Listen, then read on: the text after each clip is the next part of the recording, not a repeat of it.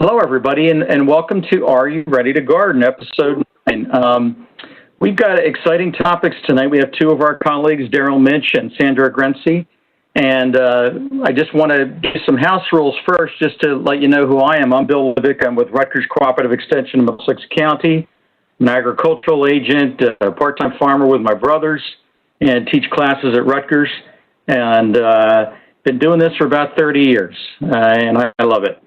And we've started this series of Are You Ready to Garden to provide information to everyone out there, especially during this situation we're dealing with COVID, just to get, we have a lot of people starting gardening for the first time, so we want to get information out to all of you about how you can get started. And tonight we're going to talk about food preservation, our two speakers tonight. But before we do that, I just want to thank all of our sponsors out there, including our county freeholders from every county, because we would not be here without the support of county freeholders. And we know some of them are listening here tonight.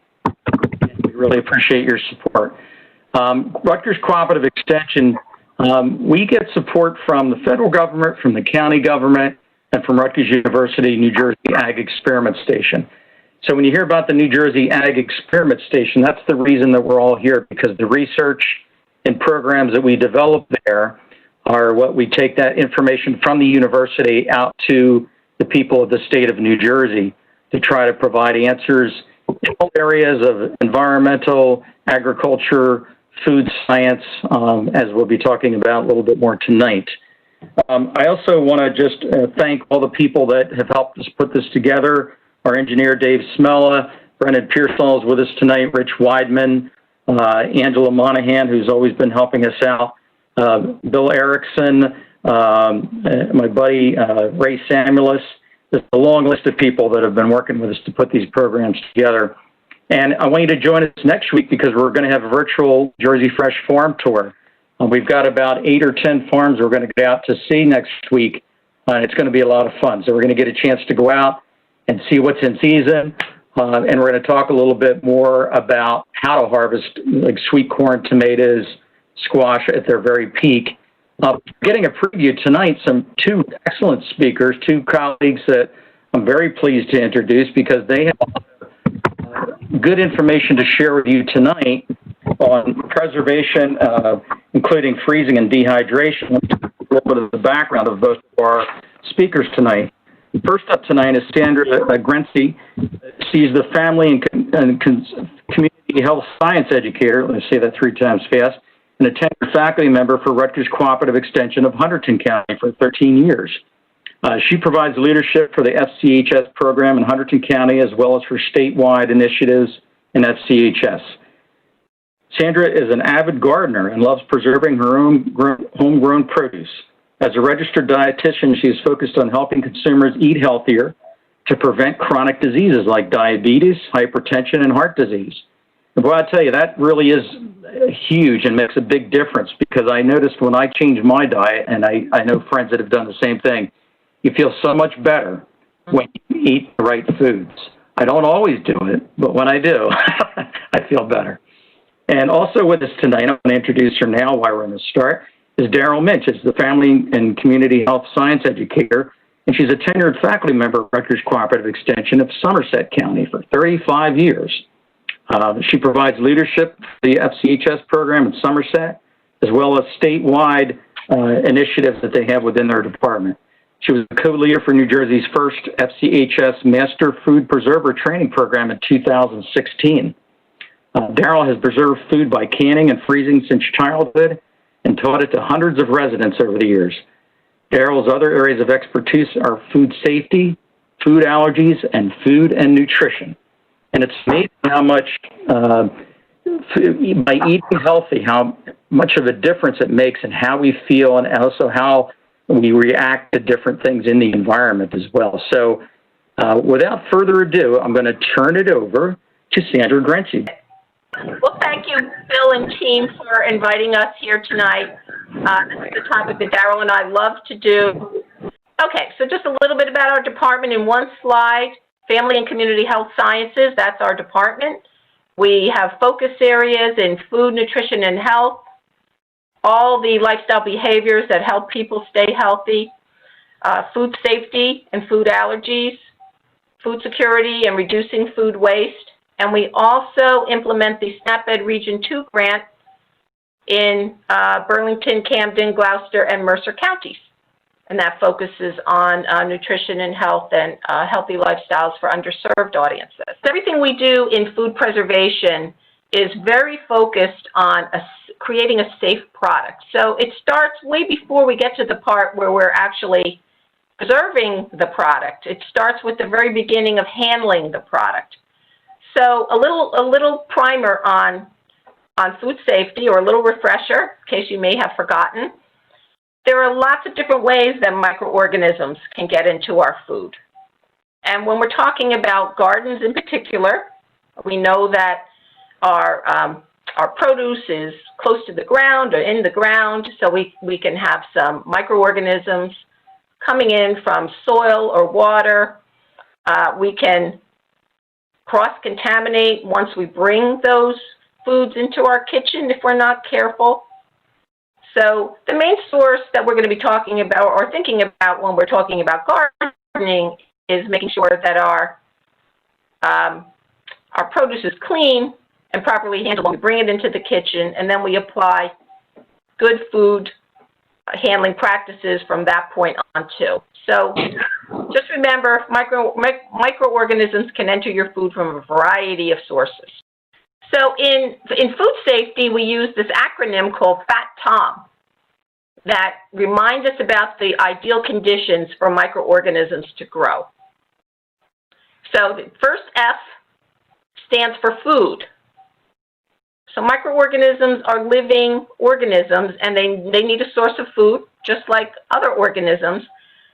So we have some high-risk foods that are listed here, mainly protein foods, but it's a myth that vegetables aren't or can't be high-risk foods. They can be, and we treat them as high-risk foods, especially if they are cooked, cut, if they're sprouts. So remember, meats, dairy, seafood, and vegetables, and cooked starches that contain lots of water can be considered risky foods or ideal conditions for microorganisms to grow. The next letter in the FAT-TOM acronym is A for acid. So microorganisms do not like an acidic environment to grow. They like a neutral environment, so a neutral pH. So, 6.5 to 7.5. If you're coming back to join us on July 9th, you'll learn that the pH of the produce that we will be canning determines the method that we use. So, in general, low acid foods are more risky for microorganisms. T for temperature. This is a big one. We say the danger zone for microbial growth is between 40 and 140 degrees Fahrenheit.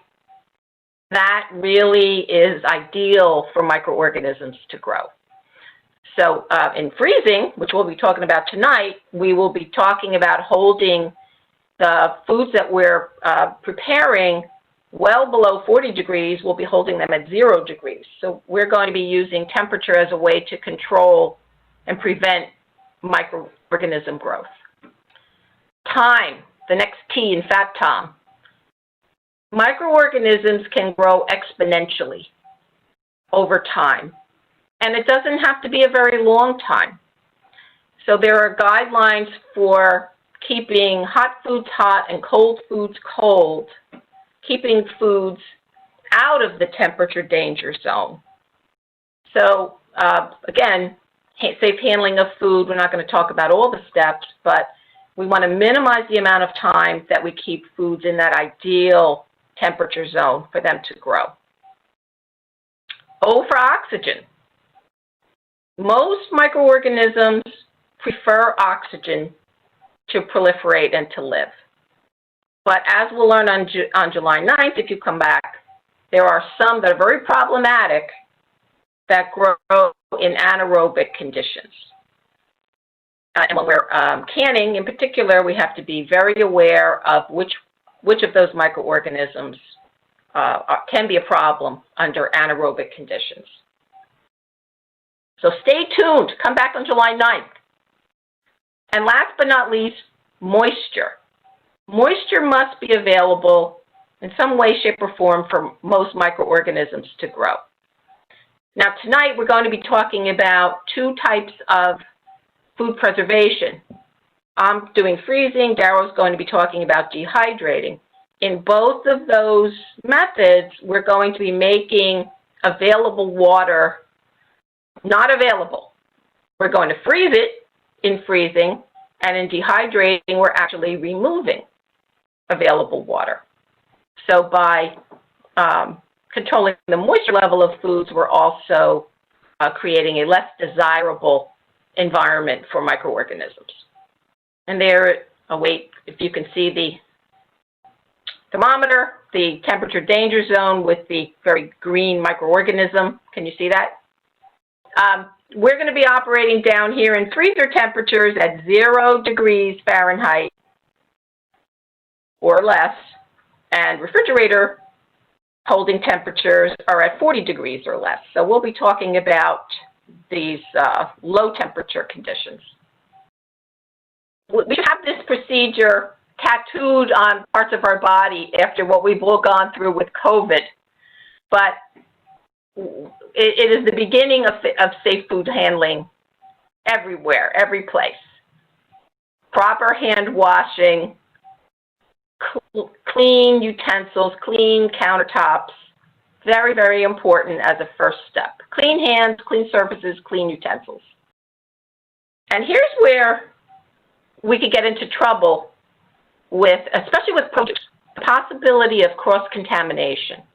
So that cutting board that's at the bottom left of the slide shows some raw chicken on the left, and on the right is a big head of lettuce and a couple of delicious-looking tomatoes.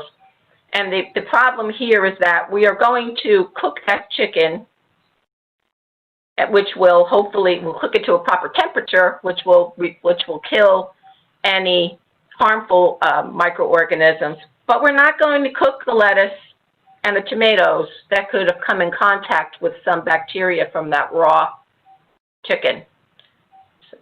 We're going to eat that salad fresh. So that's a good example of a possibility for cross-contamination.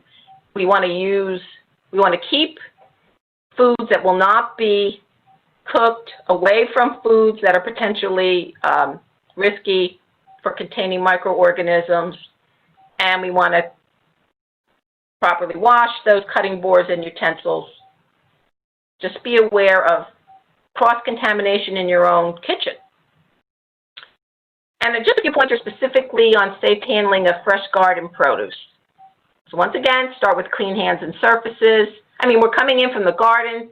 Sometimes we don't always think, stop at the sink and wash our hands first. We're going to be washing produce, whether it comes from the garden or even from the food store or farmer's market, very thoroughly under running water before cutting it, eating it, pulling leaves apart from the lettuce, whatever. If you have a melon or cucumber or a piece of produce that has a hard body that can be gently scrubbed, that is a good way of cleaning the outside.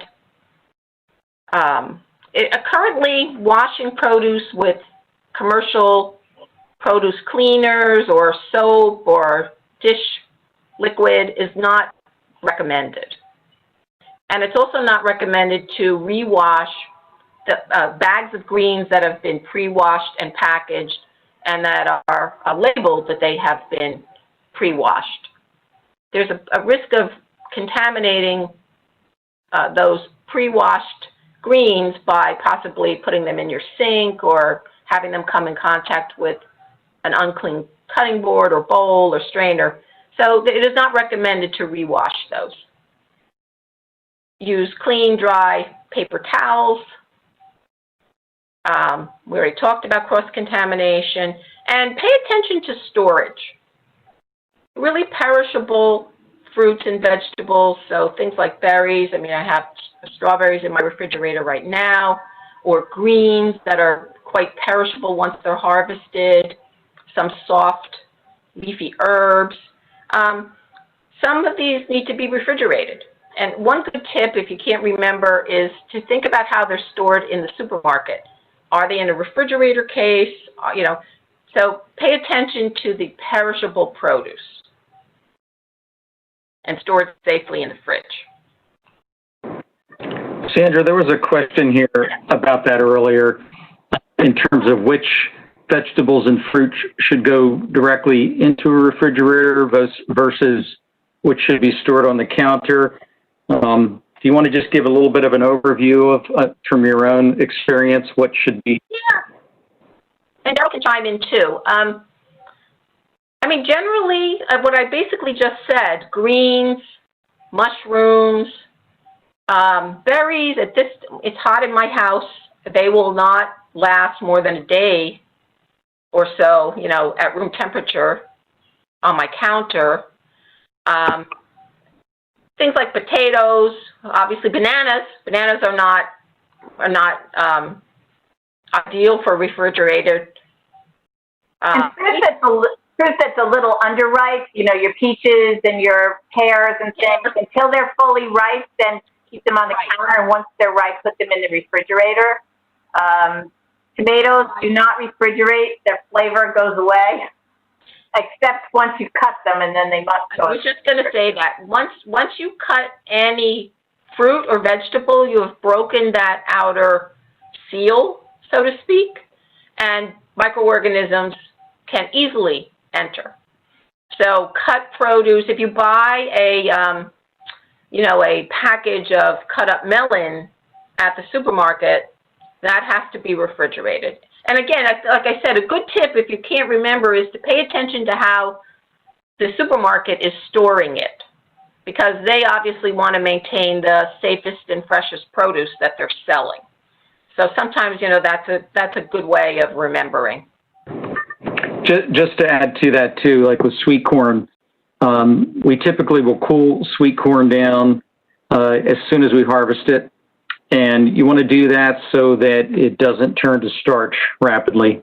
And that's how we maintain flavor with sweet corn. Strawberries, the same thing. When we harvest them, typically we'll go out and harvest small fruits first thing in the morning, cool them down as much as we possibly can, and that helps to preserve the flavor and kind of lock in the sugars and the volatile compounds that actually give the strawberries their flavor. Yep, good point. Okay, so in summary, clean, separate, cook, and chill. Remember those 4 steps for safe food handling. And we will talk about refrigerator and freezer proper temperatures. That's a big point. All right, so getting into freezing fruits and vegetables at home. So, we talk a lot to consumers, people who are just starting to think about home food preservation. Should they can? Should they freeze? Should they dehydrate? So let's just review the advantages and disadvantages of freezing. So from my perspective, compared to canning, it's a pretty simple process. And it's relatively quick compared to canning or even dehydrating, which can take a couple days to dehydrate certain foods. One thing I really like about freezing is that you can freeze foods in portions that work for you. If you have a lot of something, you can divide it into meal-sized portions, but you can also freeze a little portion of something. So it's very flexible that way. And many kinds of foods can be frozen. There are a couple, we'll cover a few vegetables that are not ideal for freezing, but for the most part, you can freeze a wide variety of fruits and vegetables, and certainly, other kinds of foods. We'll be talking mostly about fruits and vegetables tonight. It's a good way to retain color and natural flavor and nutritive value, so the nutrition, because we're really not changing the state very much. We're kind of putting it into suspended animation. We're not cooking it a long time. So we do retain a lot of good nutrition. And texture for a lot of fruits and vegetables holds up pretty well compared to some other Like, for example, in canning, in some of the canning processing steps for certain products, you can be processing for 35 minutes, so essentially cooking for 35 minutes, and a texture can suffer in that method too. So freezing has a lot of, it's quick, it's easy. There's a few tips to get good product, but it's a pretty easy thing to start with. Now there are some disadvantages. As I mentioned, there are some foods where the texture is not going to turn out too desirable. Mostly very high content, high water content vegetables like cucumbers and lettuce. I mean, it's going to come out limp, watery. The more water in a food, generally, the bigger impact on texture when we freeze it. You got to buy a freezer if you're talking about, really getting into preserving garden food. So you have a big garden, you're talking about a big freezer capacity. You've got to buy it, and I don't have the latest prices on freezers, but you're going to have to put out an initial investment for the freezer, and also to run it. So the electricity that it takes to run it. You don't have unlimited storage space like with canning, because you've got to fit it into whatever type of freezer you purchase. And here's my biggest disadvantage, especially at this time of year, folks: loss of power. I'm sure there are many of you out there that have lost a full freezer of food. So if you're going to be investing in freezing a lot of your garden produce or other things like meats, you may want to think about a backup plan when you lose power, because that is devastating. It happened to me, and now I have a generator, but my first priority is hooking it up to the freezer, but that's not necessarily my husband's first priority, but it is something to think about. Okay, so what causes the textural changes in freezing? So mostly it's the action of ice crystals. Fruits and vegetables contain a lot of water, lots of water. So when we freeze that water, we form ice crystals, of course, and ice crystals will, especially when we're thawing, rupture those cell walls and create a softer product than what went into the freezer. So it's the action of ice crystals. And let's face it, we're freezing foods that contain high water content that come out of our gardens. So it is something to think about. We can do some things to kind of minimize the effect. But you will never put a piece of lettuce into a freezer and have it come out looking the same way. Ditto on celery, ditto on cucumbers. And even some very watery tomatoes, they're just going to lose some of that texture. That's just the way it is. And then we have another concern in freezing. We want a safe product, but we also want the best tasting product that we can possibly get out of all this effort. And fruits and vegetables contain enzymes that are little tiny proteins that are naturally contained in fruits and vegetables, and they're responsible for all those changes in fruits and vegetables that happen during ripening and spoilage and all of those natural processes that happen in produce. Well, freezing by itself can slow that process down, but it doesn't actually destroy the complete action of enzymes. But we have a couple of other steps up our sleeves that we can use that can actually minimize the effect of enzymes on our produce. So in vegetables, we use the process of heat to actually destroy the enzymes before we freeze vegetables. And that's called blanching. We're going to have some slides on the actual how to blanch in a little while. And fruits, because we don't necessarily think about subjecting fruits to heat before we freeze them, we can use a different product, especially for light color fruits. We can use ascorbic acid, which is another name for vitamin C, or some other acidic type compounds to kind of suppress the enzyme action and retain the nice color of some of our lighter fruits like peaches, pears.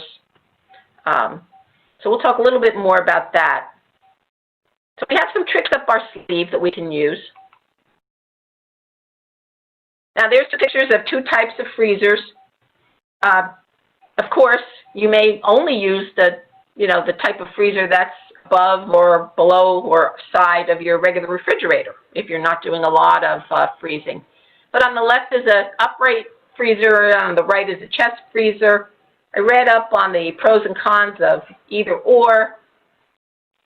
Essentially, you get more storage space, uninterrupted storage space in the chest freezer, but you get better organization in the upright freezer. And if you have any issues in bending, digging out, especially if you have a big chest freezer, digging to the bottom of a big chest freezer can be difficult if you're a height-challenged person. But it's a preference. It depends on the space you have. Do you have space to open the door of the upright freezer? But I got to tell you, I'm looking at that nicely organized upright freezer and thinking, wow, that sure would make my life a lot easier than digging through my chest freezer. But, it's a personal preference. We've already talked about that. Important temperatures to remember. Freezer temperature will be 0 degrees or even a little less than that. Refrigerator temperature is no more than 40 degrees or less. You're down in the chilling zones. Use a freezer or refrigerator thermometer. It's a really good practice to have one in both places. I just picked this one. I have one of these like in my office in our certified kitchen. It hangs in the refrigerator. But the main reason I picked it was because it showed the temperature exceeding both of the freezer and refrigerator zones. So this would not be a safe condition in your freezer or refrigerator. But definitely invest. They're cheap. This is, many different kinds. There's dial-looking ones that can hang on the shelf or electronic ones. These are good standbys. It's definitely a very essential tool. You need to know that you are freezing and refrigerating at the proper temperature. Okay, some general guidelines. As I just said, freeze food at 0 degrees or lower. So if you're planning to freeze a ginormous batch of something, it's a good idea to turn your freezer temperature down to, let's say, 5 to 10 degrees in advance so that you have super cold air that can quickly chill and freeze what you're going to be putting in there. You don't want, one of the main causes of having large ice crystals is a slow freezing process. The reason we get such perfect food from commercial freezing is because they can do really quick and really cold freezing. But we can't duplicate that in all cases at home. But you can use this little trick to get your freezer really ready for a large batch of food to be frozen. Don't dilly-dally when you're freezing food. So if you want to make this an efficient process, you don't want to have it hanging around on the counter or, whatever. The goal is to freeze as quickly as possible after our steps of preparation. Sandra, I just wanted to comment there because I remember freezing with my mom back in the day. And my brothers we all had to help my mom with the freezing process. We did freezing. And she always said, don't keep that door open too long in the freezer. Put in the product. Don't overload the freezer. I remember that was always a problem because if we ever did that, if we overloaded it, that's when we had a problem like you were talking about. So yes. That's really important if you're going to do this on a regular basis. It really is, because every time you open the door, how many times I can hear my mother saying it, you're letting warm air in. So letting warm air in is defrosting, bringing the temperature down for those foods that are close to that part of the freezer, and or taking longer to freeze what you're trying to freeze. So allowing large ice crystals versus smaller or few ice crystals. So you really want to be efficient at this, and it's costing you more money because then you're going to have to, get that temperature down again. Another thing my mother would say is, we're not made of money. So close the refrigerator door. Get what you want. Do you ever get behind people in ShopRite or wherever that stand there in the refrigerator section or freezer section with the door open for forever? Well, that brings me back to my childhood. So it's a good idea to plan to freeze, a good rule of thumb, freeze the amount that will freeze in about 24 hours. You don't want to have a very long process of getting down to the temperature that we need to freeze. And a rough guideline here is 2 to 3 pounds of food per cubic foot of freezer space. And pack is like strategically pack your freezer. I think I have on the next slide. Let me look. You want to place the unfrozen food in the coldest spots to freeze it quickly. So put it so that it's in contact with the really cold surfaces or in the coldest part of the freezer in the back. Don't stack in the freezer all the containers that are yet to be frozen. Kind of move them around a little bit. You can go back and organize them later, but the goal is to freeze them really quickly. And one rule we always use in food safety, first in, first out. So try to come up with a system. Now, it's not foolproof, where the older foods that you have frozen will come out and you will use them before the more recently frozen things. That sounds really good, but it's really hard.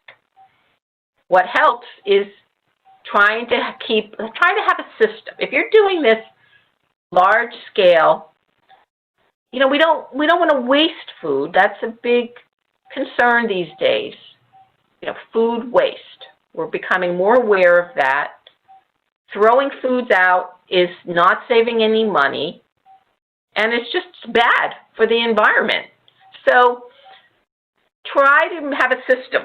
Try to keep it some kind of an inventory. I'm not going to tell you, this is what works for you.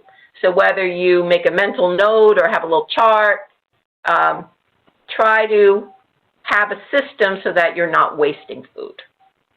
And check your thermometer periodically. A good time to check it, I always try to check after any power outage, just to make sure that the temperature, there's nothing wrong with the freezer or refrigerator, there's been no surge. Check it periodically in hot months. Sandra, here's a tip that I learned and used is to freeze a plastic cup with water, and then once it's frozen, put like a quarter or a washer on top, and then put a lid on it. And then when you come back from a vacation, you take a quick look at the cup. If that quarter is not on top, it's sunk to the bottom, the power went out and it refroze. Because when the power comes on, your food's going to refreeze eventually, and then you won't know that it has some time potentially in the danger zone. So that's a really nice, quick tip for when you're going to be away. Check on the quarter. That's an excellent tip. We do a similar thing by freezing a jar of water, like on its side, and then stand it up. And, if the water is in a position that we did not freeze it, we know something happened. Yeah, anytime you cannot attend to a freezer, if you have a vacation home, or like Daryl says, if you're away, you need to know if it stopped. Yeah. Daryl has an excellent fact sheet about what to do if your refrigerator and freezer stops working. And this would be a good time to say we're going to direct you to our FCHS website, where you can get all the resources and more that we will be talking about today and also on July 9th. But a good rule of thumb, a full freezer will hold a safe temperature if you do not keep opening that door for about 48 hours. That's not a long time. We've had power outages way longer than that. 24 hours if it's half full. And this assumes the door remains closed. Just to throw in. And that's really, it may hold a little longer if you have a really good chest freezer, but certainly, you know, that's a good rule. It's an alert. It's so that you know it should be, you know, it's not 5 days. It's not, you know, it's a short period of time. And a refrigerator will keep temperature, let's look at this, 4 hours. Now, how do you know what's going on if you don't have a food thermometer in there? I mean, you need to have that. But you don't know how many calls we get every summer after power outages about, is my food safe to eat after my freezer or refrigerator has been out for X number of hours, days.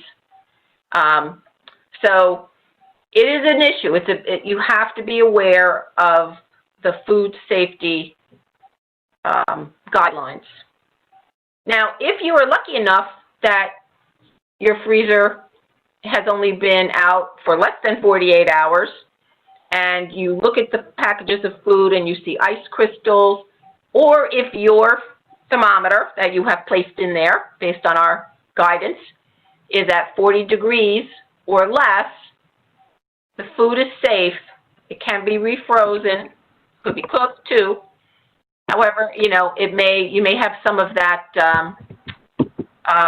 ice crystal damage that we talked about. Essentially what we're saying here is the food cannot be held at a higher temperature than if it would have been refrigerated, 40 degrees or less. And never taste, you cannot taste foodborne illness. You don't want to taste foodborne illness. So don't taste any food that is suspect. Please. It's always safer to, when in doubt, throw it out. And keep a food thermometer. Packing. Now, how many people have ever just taken a bread bag or any old plastic container that they have hanging around and shoved some food, produce in there and stuck it in the fridge? Essentially,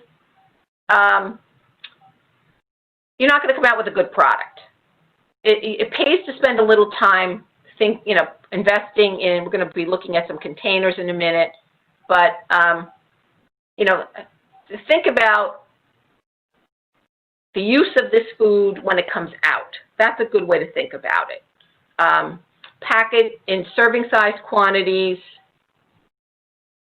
You don't want to have to defrost the ginormous container and then have that sit in your refrigerator for 4 or 5 days because you can't consume it all. So remember food waste and remember saving money. Think about how you want to consume the food after it's frozen. Air is the enemy of packaged freezer foods. Because you know that freezer burn, that dry section that you might get on some packaged freezer food, like bread especially, that is caused actually by air. It's desiccation of the surface of the food. It's drying out. So that's why we try to remove as much air as possible. It's going to be about your packing technique, removing trapped air. However, there's a couple of types of foods. If we're freezing a liquid, you may have had this happen to you, or you're freezing a puree, something that's of a liquidy nature. When you freeze it, it's going to expand. So for those kinds of foods, you're going to have to leave a little bit of headspace in your container.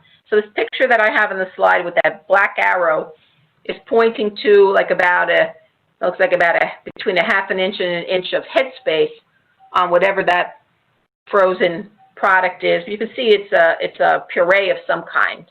So if we didn't leave that headspace, it would expand as it freezes, and it might pop the top of that container right off.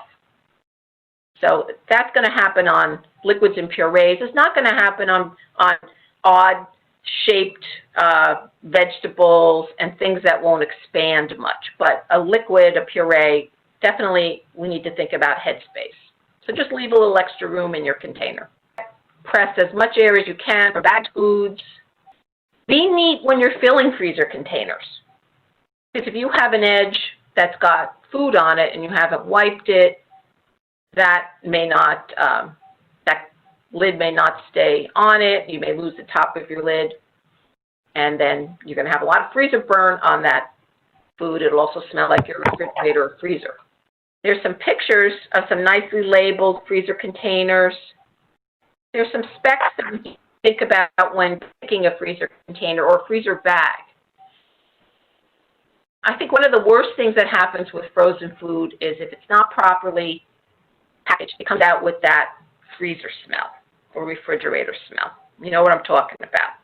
It may look perfectly fine, but I can't get over the smell of the freezer or refrigerator. It doesn't happen so much down in my chest freezer, but it sure happens in my combination refrigerator freezer that I have in the kitchen. So to avoid that, because you don't want your, your corn smelling like peppers or your tomatoes, you want to try to preserve the flavor and the aroma of your foods. So having a proper container that is resistant to moisture and vapor is important. It's got to be thick enough. It's got to be durable. It shouldn't be brittle or crack.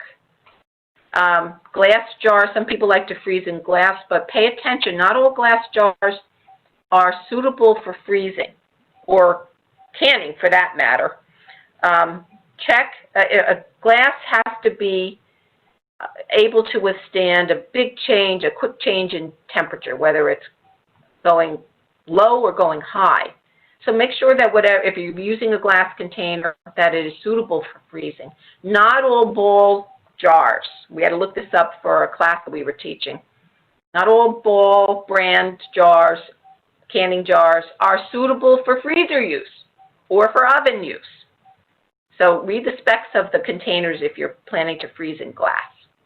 You want to be able to label. We have a nice picture. Sandra, a quick question on that.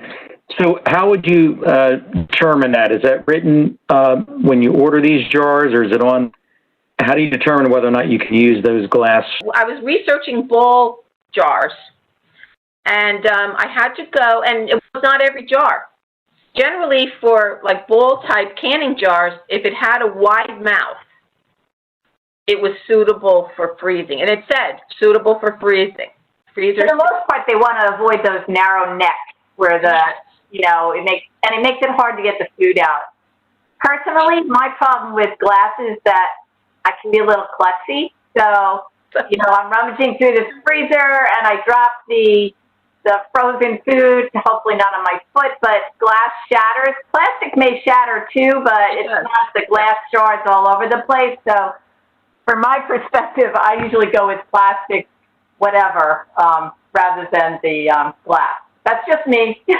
Yeah, I can't say that I actually freeze anything in glass. I'm like you, Daryl. And it's slippery, as you take it out, it could get that layer of frost on it and could slip, right through your hand. So, but I forget why we researched it. Somebody must have mentioned that they were planning to use glass jars. But the bottom line is, usually it's indicated on the product. It'll say freezer safe or freezer to microwave or something like that. In those bags, freezer bags with the zip lock, pay attention to make sure that those are indicated for freezer use because they're thicker, much thicker than ones that are not indicated for storage in a freezer. Here I just wanted to show a good way. I had to make a label here on the slide. Try to label not just the date, but try to put the name of the product. And a good thing to do is also put the amount, or good for one meal or good for 2 meals, because you'll be surprised how unrecognizable some things are when they have been in the freezer for a while. Anything that doesn't smear, you don't need to be fancy with tapes and labels, just as long as it stays put and doesn't smear. Okay, we're going to cover a few points specifically about freezing fruit. That's great. That would be cool. The tray pack, let's go back to that for 1 minute. we're just freezing chunks flat on a tray and then putting it into freezer bags after we're done with that, if we wanted to. Fruit, you can freeze it in many different forms. Can be juice, can be puree, can be sliced, yada. We want to freeze fruit at optimum maturity and freshness. That's going to give you the best product coming out.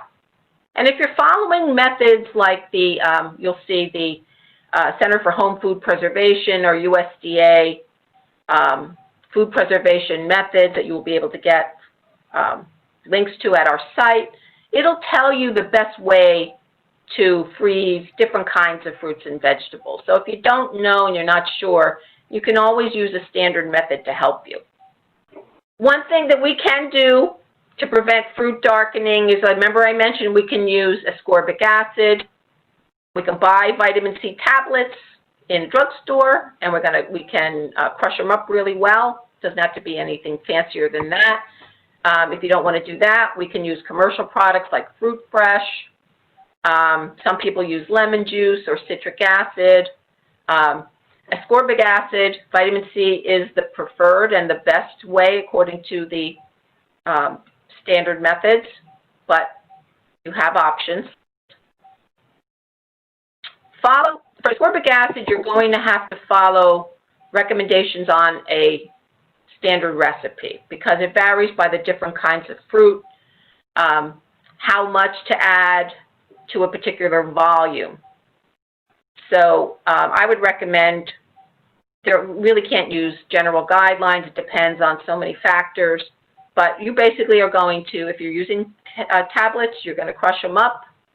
For example, know that if you used one 500 milligram tablet, you've got 500 milligrams right there. If you need more than that to make a large volume of a syrup or to add to a syrup or something, or a holding solution, you might need to use more. But rather than confuse you, the methods will tell you exactly how much and when and where to add it. Follow tested methods for this. We can also pack fruit in different kinds of sweeteners like syrup or a sugar pack, or we don't have to do that. We can also do an unsweetened pack. I am going to say that sugar has a really dramatic effect on the texture of frozen fruit. It replaces some of the water that's in that very watery fruit, and it maintains the texture and the color and the shape of the fruit a lot better than freezing it in water or freezing it in unsweetened juice.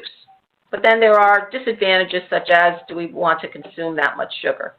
So just know that the action of sugar in a syrup or by sprinkling sugar onto peach slices and then freezing them, it will produce a better texture. But again, that's a personal preference. There are other ways to freeze, as this slide shows. You can, for strawberries, blueberries, small pieces of fruit, cherries, you can freeze them on a tray like this until they're mostly firm, individually frozen, and then you can pack them in bags or individual freezer containers. That works really well for small fruit. Veggies. For vegetables, again, we want to select, the quality of what comes out is determined by the quality of what goes in. We're going to wash and drain them very well before we get ready for the next step if we're going to be doing blanching. That's our heat treatment, remember, to remove enzymes, to kill enzymes. I just want to show you an example of some foods, vegetables that don't freeze well. This is from the Center for Home Food Preservation. So easy to preserve. Very watery vegetables, cabbage, celery, watercress, cucumbers, lettuce, you can see. They're just not going to come out with a nice texture. And potatoes. I can't say that I've frozen baked potatoes, but the texture is likely to be impacted. They're going to be soft and crumbly. essentially with blanching, remember blanching is that step that we're going to be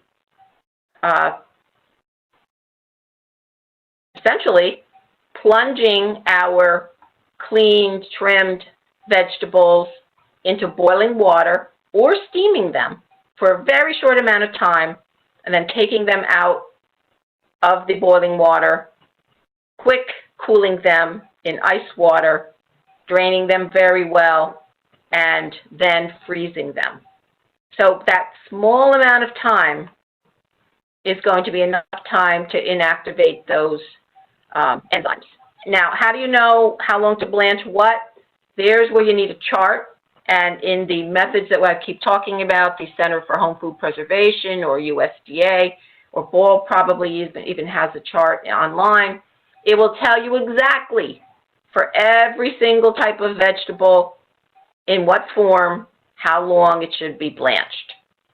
Steam blanching is an alternative to submerging the vegetables in water, but it takes longer. It takes up to 1.5 times longer, and most vegetables can be successfully water blanched. There are a few, I think that's on the next slide, like broccoli, pumpkins, sweet potatoes, winter squash, where either or would work.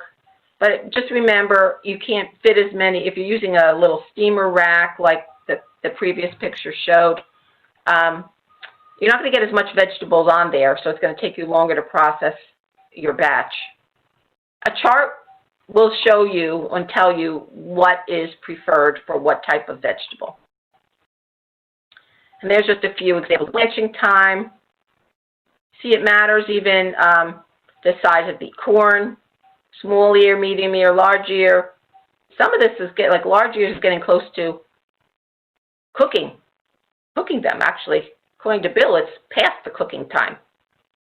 So it does take some time, but you don't want to overcook it because then you're cooking. So pay attention to a chart of recommended blanching times for different vegetables. Freezing herbs. Daryl's the herb queen. She just did a presentation on herbs.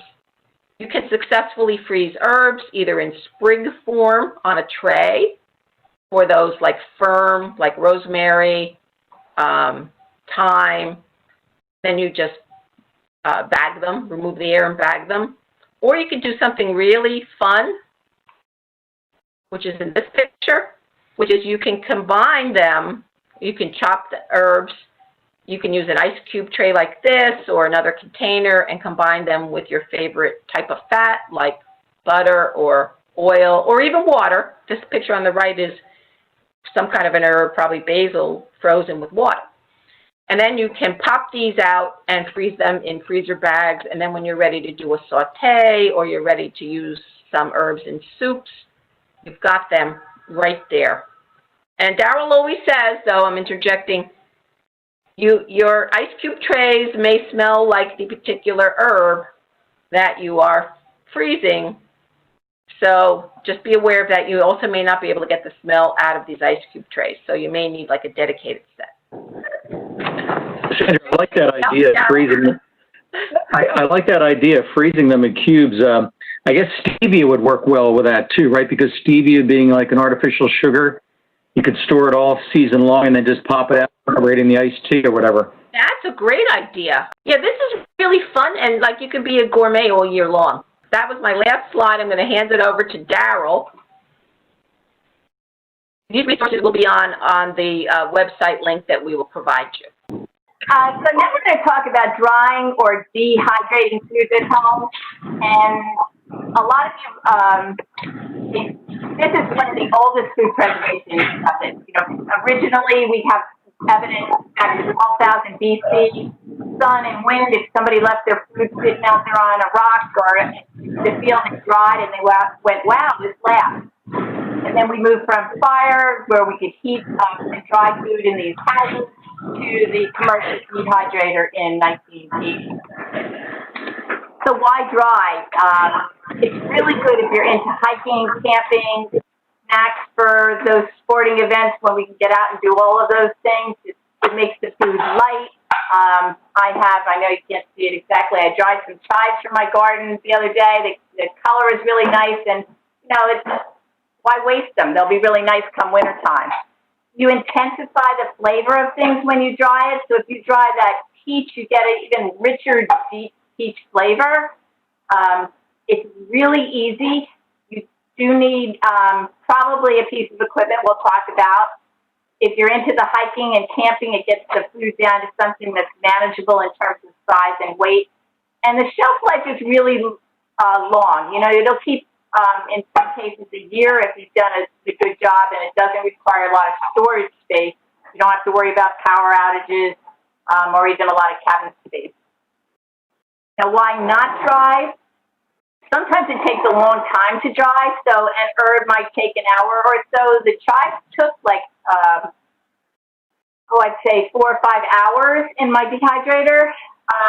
The directions said they could take a lot more than that, so I guess it all depends on how big your chives are. So you do need to pay attention when you're drying food. You're going to watch and stir and turn and test. You still need to wash your fruits and vegetables or your herbs before you dry, just as you would for canning and freezing. And some foods don't dry well or easily because they have high water content.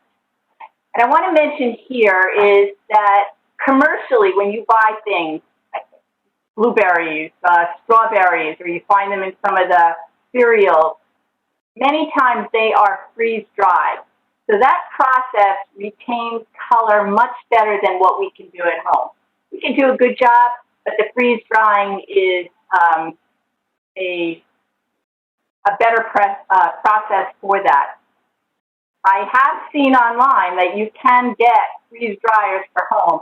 They are incredibly expensive, but if that's something you're interested in, you can look at it, but very expensive. So how does drying preserve? The microorganisms, the yeast, the mold, the bacteria, as Sandra said, need water to grow. So when we get rid of the water, they can't do anything. If you are doing meat or jerky, for instance, we do have concerns with some of the bacteria and causing foodborne illness. So you do need to practice good food handling when you're making those, just as you would for anything. And also there's some additional steps, and I'll talk about that, to make sure we've killed the bacteria beyond just drying it. Enzymes in the food during a drying process are not stopped, but they're slowed down so much that the color and texture will stay really well. So when you decide how you're going to dry foods, the things you need to be able to control is air circulation. Things dry faster if there's moving air, like in a dehydrator. Temperature is important. 140 is ideal for most foods. If the temperature is too slow, it's a low temperature, or the air circulation is poor, then microorganisms could grow during the time you're drying it. And if the temperature is too high or the air is blowing too fast, the food will dry very quickly on the outside, and then the inside's not going to dry well at all. It's called case hardening. So the outside case of that fruit is hard, and then inside isn't drying quickly. So the methods that are available are things outside where to use the sun or a solar dryer or drying on the vine. And inside, it's the room, the oven, or the dehydrator. Now, in New Jersey, we do not dry outside in the sun because we're very humid, and we can't control that. If you move to Arizona or New Mexico, people do dry outside in the sun. The solar is really a solar-powered dryer, which you'd have to find some directions. So we're going to talk about the three on the right. And dehydrator is probably the preferred method for people that are going to do this often. So this is one style. Each of those are trays. So each tray can hold a layer of food. They often come with a really fine mesh tray. This is for herbs because it has really little holes, and that way the herbs don't fall through. You want to look for one that's energy efficient. They're not outrageously expensive. I'd say probably around $100.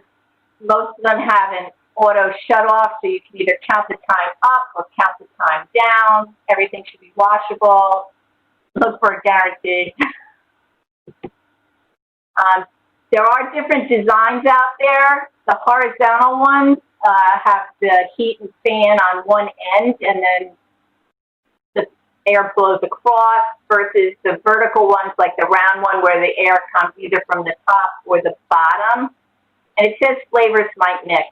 In all honesty, if it's not a neutral, like I could probably do peaches and pears in the same dehydrator, but I wouldn't be trying to dry my onions and my peaches in the same batch. So common sense, those flavors and odors will mix, and you won't like the flavor of either one.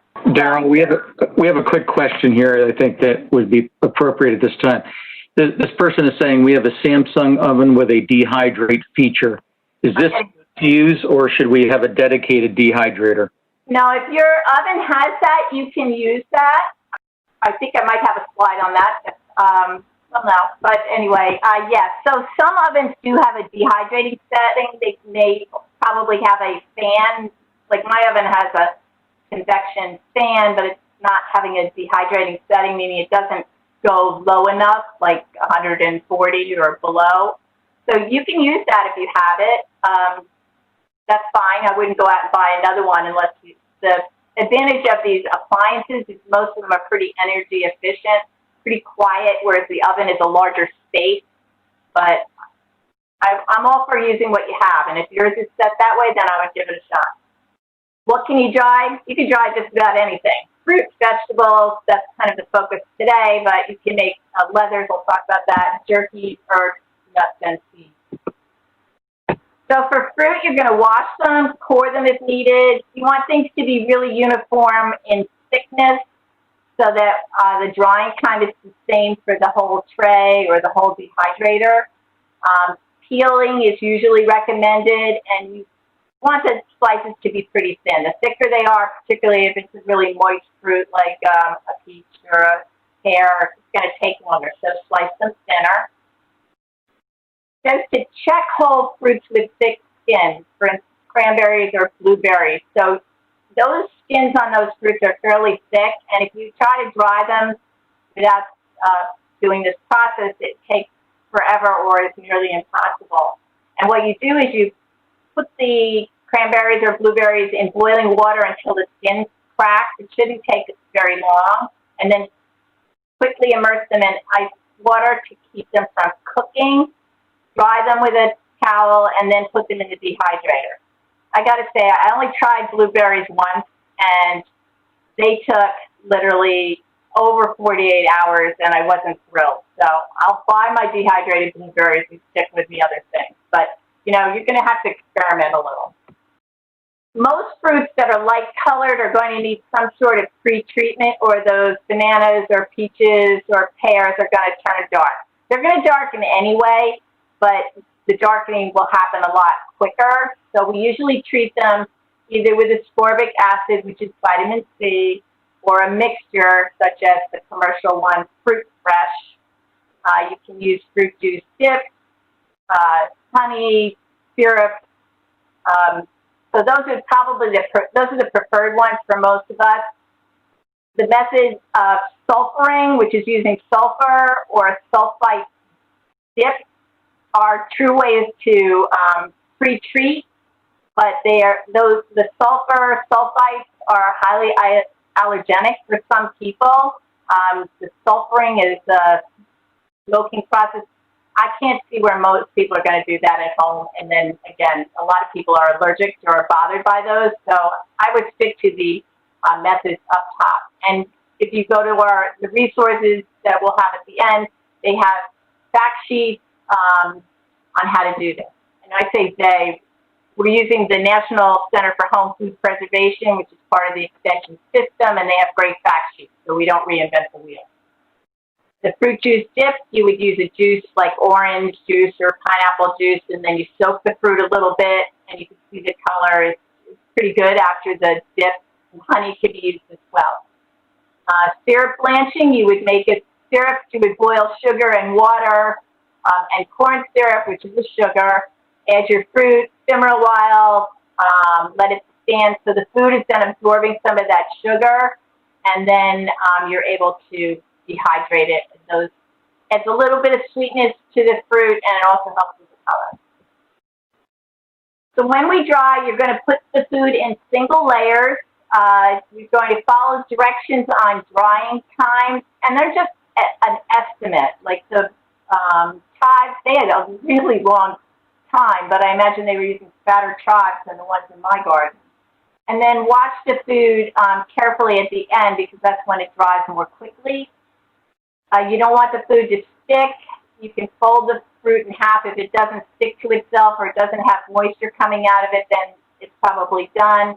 And no more than 20% of the moisture should remain. So it's pliable, but it's not, doesn't have moisture. For fruit, we usually recommend conditioning. So you're going to let the food cool, and then you're going to condition it by putting it in a jar with a tight lid or a plastic container for 7 to 10 days, and shake it once in a while, and it allows that moisture to equalize from one piece that's a little more dry to the piece that's not so dry. And then if you see condensation in there, little moisture droplets, then you need to take the fruit out and dry it some more, because there's too much moisture in the jar. So it just helps equalize it, and then after that time you can store it in whatever containers you want to. For vegetables, we always start with best quality fruits and vegetables. You're going to make everything cut really nice and even. And then to inactivate the enzymes, you're either going to do what Sandra said before, water blanch or steam blanch. Same procedure, and then after the blanching, rather than freezing it, we're going to dry it. These mushrooms here do not need to be blanched. You can just slice them and put them on the dehydrator. They come out really well. You want really, because we dry them until they're brittle, you don't need to condition them.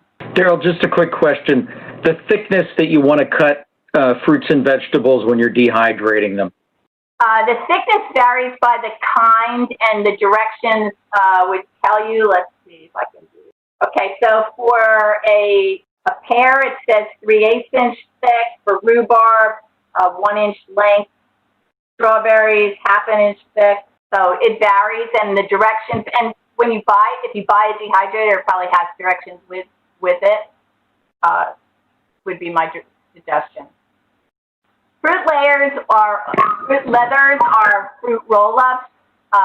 It's really fun thing to do with a dehydrator, and you can just use all sorts of purees, often mixed with apple sauce or something, but just make the purees, you put them down on a piece of parchment or a piece of plastic wrap in the dehydrator, and once they're dry, sticky, then you can roll them up and store them in the refrigerator for enjoyment. Fun thing to do. If you're washing, you'll add some lemon juice, puree. You can sweeten it if desired. You use a tray that has no holes, or you can use parchment or plastic wrap. And it takes 4 to 6 hours for one, 6 to 8 hours for large, and up to 18 hours in an oven. And here, I forgot to take out the sun thing, but in New Jersey, we don't dry this in the sun. Just a word, too, if you start stacking things, we did this for a summer camp, and we had lots of kids, so we were stacking the trays, and you could go up 10 high on the dehydrator, but the more trays you have, the longer it's going to take, and you have to rotate the trays like you would cookie sheets, because the ones right under the fan will dry quicker. Jerky is a lot of people like to do this for hiking or for snacks. You're going to use lean meats, not meats that have a lot of fat in them. You're going to slice it very thin, 1/4 inch. You will marinate it to add that flavor. There's a step if you're using wild game. You go hunting and you got venison or elk or something, you want to freeze that food for at least 30 days. That kills parasites that might be in the meat. Pork is also frozen for the same reason. And then for E. coli, which is a bacteria, you're going to heat the jerky either before or after you dry it to 160 degrees to make sure you kill any bacteria that might be there. Because it's a raw meat product, you want to be extra careful with the food safety. These were the two methods. You either heat the marinade to get the meat up to the 160, or you can dry it after you've dried the meat to put it in the oven and wait till it gets to be 160 degrees, using a thermometer to check, not guessing.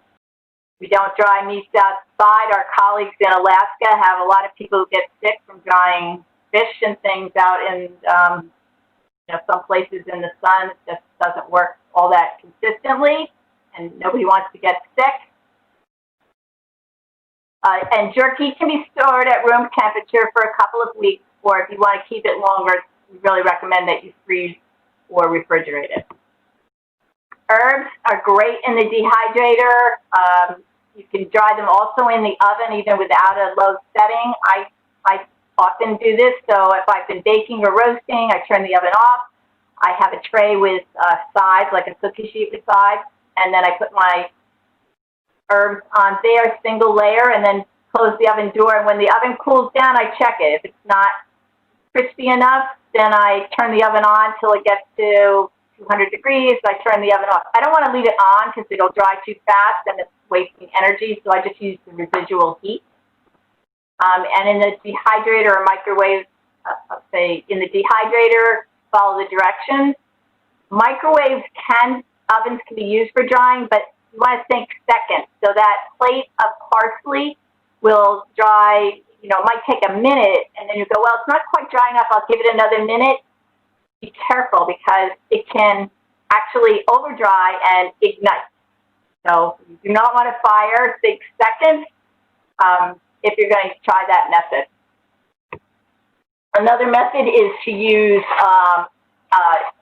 drying in a room, like a garage or a shed, something that's hot and dry with ventilation, not necessarily out in the sun. So if you look at my photo a little bit, I have fake herbs, and they have a bag with some holes in it, and then I tie my bag, like the picture, and I hang it where it's dry. The bag has no holes in the bottom, and that's so as the leaves fall off the stems, or if you were drying dill and the seeds fall, the bag catches those and they don't end up on the floor. The holes help the air circulation, and they also prevent some dust and insects in there. So it does work for some of our sturdier herbs to use that as a method. And we talked about that. Don't mix things that have strong smells or different drying times. You might want to oil the trays or because sometimes foods will stick. Again, single layer, not overlapping. And what to do, you can enjoy them as is. Fruits can plump them up and soften them by putting them in a hot liquid for a little bit or steaming them. Vegetables, you either need to soak them for a while, or you can add them into soup without soaking, but the soup still needs a fairly long cooking time because they really take a while for the vegetables that are so dry to rehydrate. So these are the resources. If you go to the NJAES page and then search for food safety, you can find the link for the home food preservation page. And we have all sorts of resources there. We have what we call our resource list, and if you open that, there are links to the National Center for Home Food Preservation. Again, we didn't want to reinvent the wheel. We just wanted a landing spot for where you could go and get more information. So it's a great place to start to get more information, and then also our website has additional information as well. Are there questions? I didn't see. Yeah, this actually, I'm really interested in this. I have not dried fruits and vegetables myself, but others have given me their different fruits and vegetables, and they're really good. And like you were saying, the intensity of the sweetness and the flavor really comes out on many of these dried vegetables. Yeah. I feel like the fact that you talked about the safety, that no matter whether you're freezing or dehydrating, you want to really start off by making sure that you properly clean your fruit or vegetable before you start to work with it. Yeah. And I think that's really critical because we're at a time where food safety is paramount to everybody's health.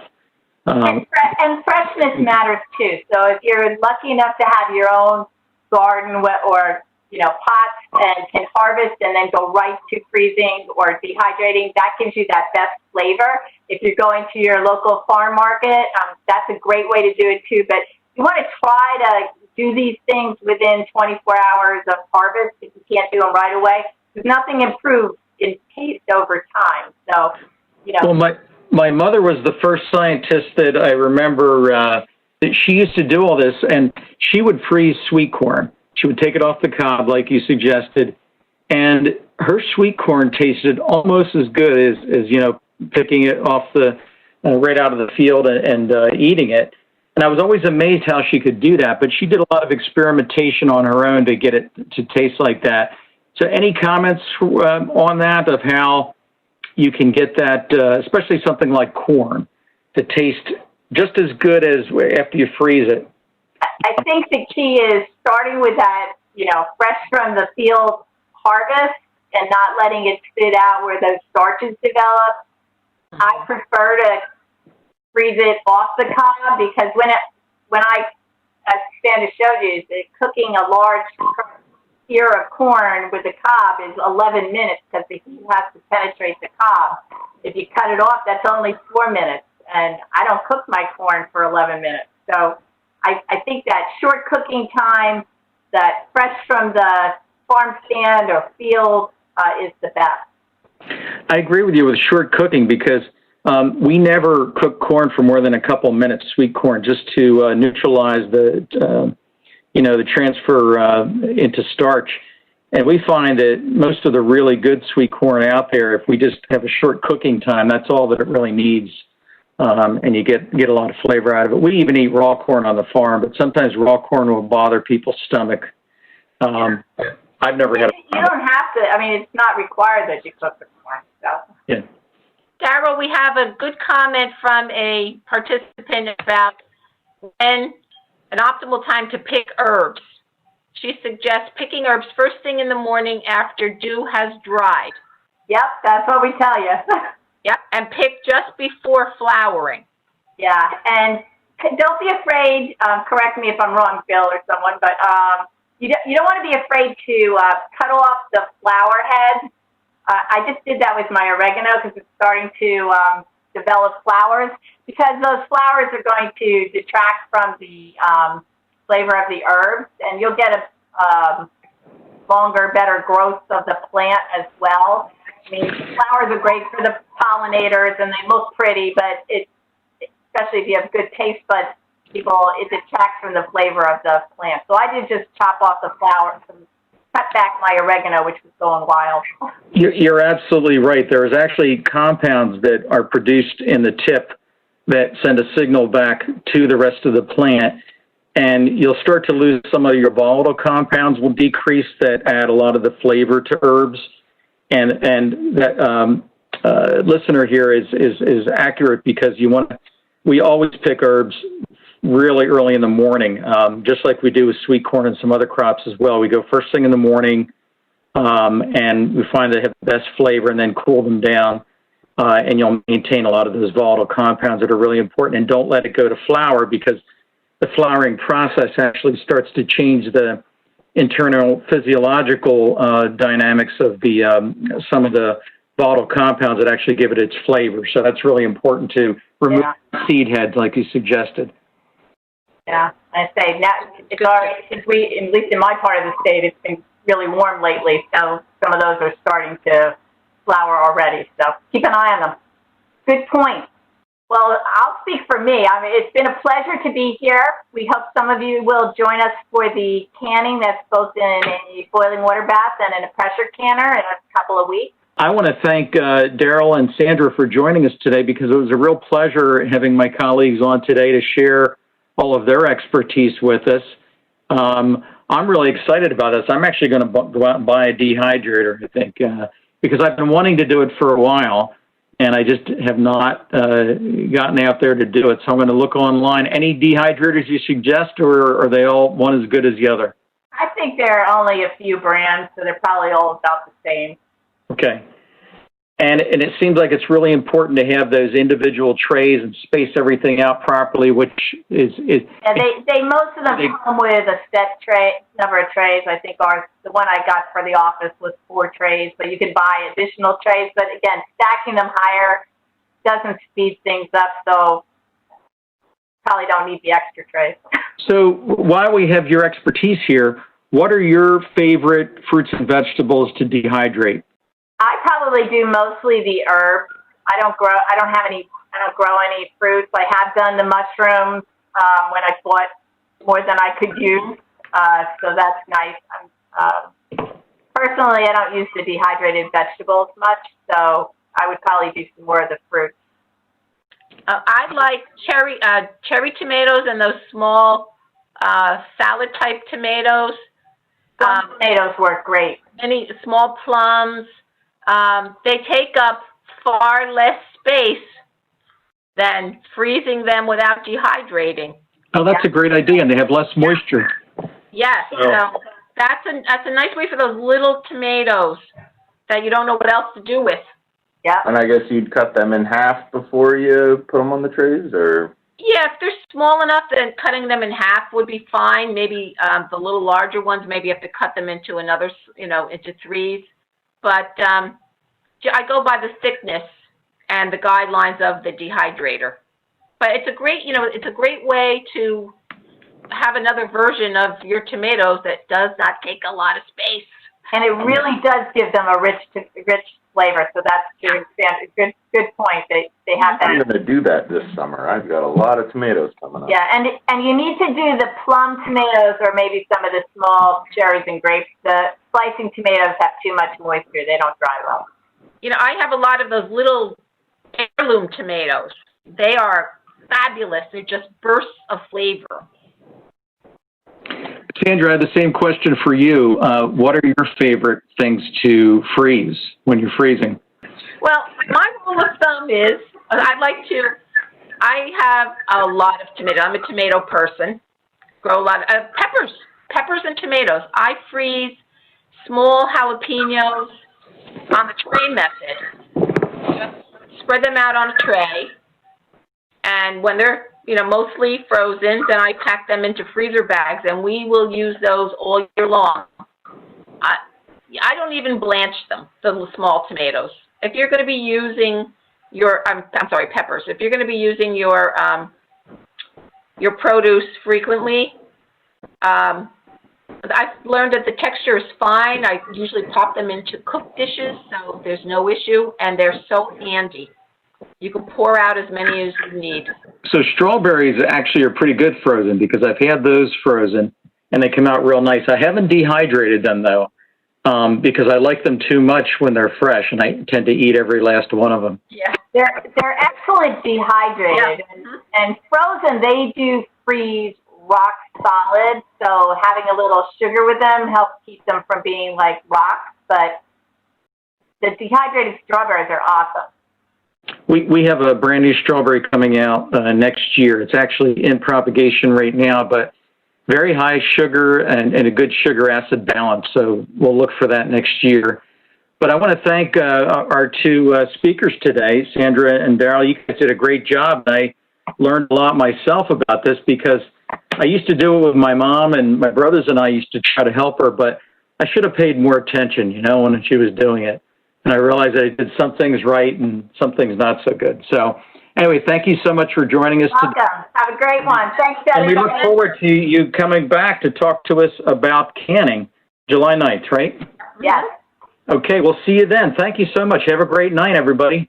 Thank you. Bye.